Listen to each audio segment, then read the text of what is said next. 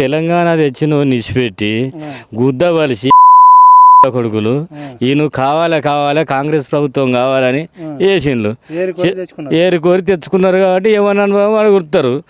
కుర్తాన్లు కూడా వచ్చే ఎలక్షన్లలో కంపల్సరీ కేసీఆర్దే విజయం. నేను చెప్తానా,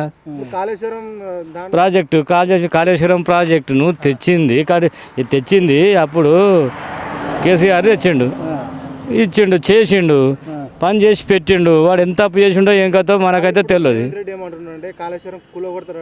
కాళేశ్వరం ఏం కూలగొట్టుడు కాదు, పోయినాయి 2 పోయినాయి. మేము కాళేశ్వరం పోయి చూసి వచ్చినాం. అప్పుడు కడియం శ్రీ గారి తెలంగాణలోనే ఉన్నప్పుడు ఆయన కట్టించినప్పుడు ఆయన కేసీఆర్తోనే పనిచేసిండు కదా. అది పోయింది అంటే మేము పోయి చూసినాం. పల్లగిరి పెట్టిన బాపతి కూడా చూసినాం.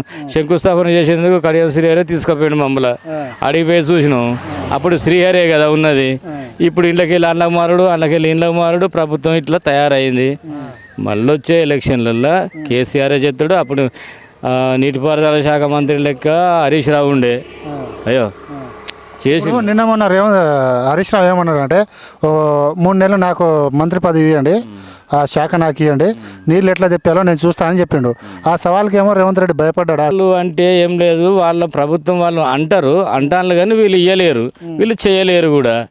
ఇప్పుడు ఈ నీటిపారుదల దానికి ఏంటిది వాని పేరు మన ఉత్తమ్ కుమార్ రెడ్డిని పెట్టిండు.